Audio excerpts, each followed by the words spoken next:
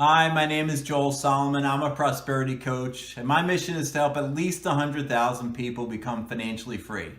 So, welcome to part 2, chapter 5 of the 9 Money Rules Millionaires Use. We're up to chapter 5, rule number 9, don't diversify. The whole secret of successful investing is non-diversification. If you know nothing, diversify. That's a quote from Charlie Munger. Some of you may know him. He's chairman of Berkshire Hathaway, and his net worth is worth about $2 billion as of this writing of the book. You may also know Warren Buffett, who's his colleague of Berkshire Hathaway. Let's talk about a scenario.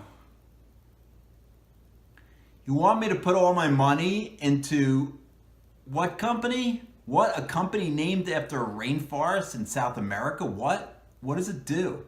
It sells books over the internet. Really? Just books? Who cares? How big can that get?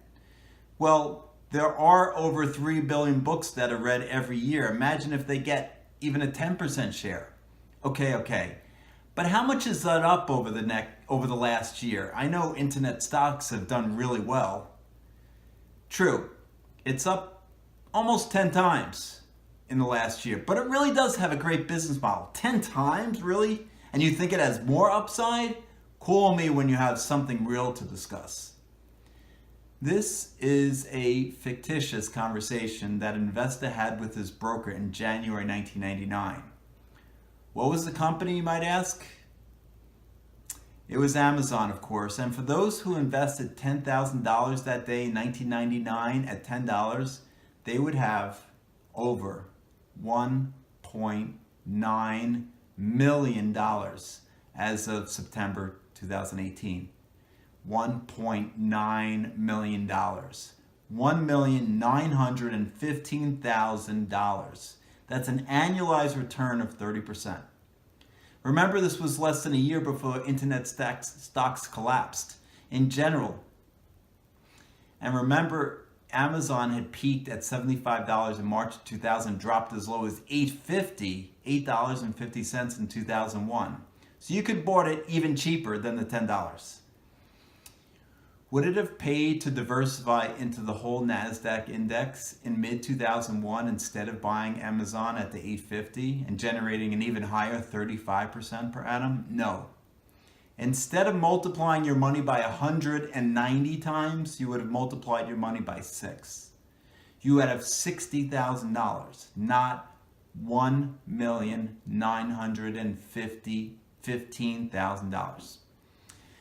In layman's terms, diversification is supposed to reduce your risk because you're investing in more than one asset, and these assets won't move together in a perfect relationship. Now, it's been statistically proven that diversification is good.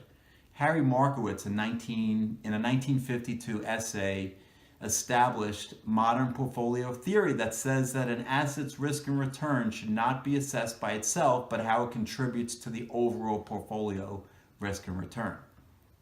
Now, a key assumption of Markowitz is that all investors are rational.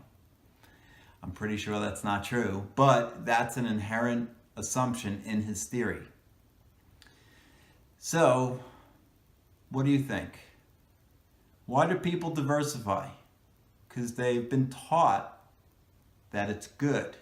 But I will tell you, as a professional hedge fund manager, in 2013, when I started my own hedge fund, Solomon Capital, and I had to put money into very large amounts of stocks, that I did pretty well. I was up 10% in 2013 in about 6 months. But if I had invested in just my top 5 ideas, I would have been up 50% more, or over 15%.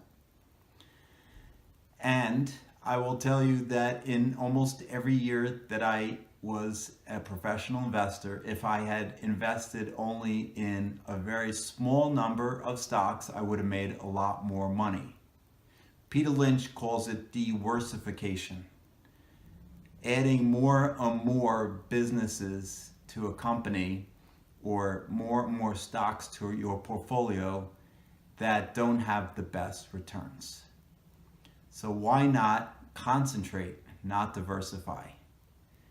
I know this is an unconventional rule, but what does your gut say? What does your intuition say is the right number for you?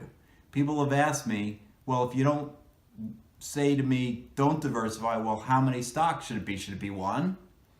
If you feel really great confidence and you have a knowing, a high belief that this is the great idea that can make you 10 times or maybe even 19 times, 190 times your money like Amazon over a 25-year period, then do that.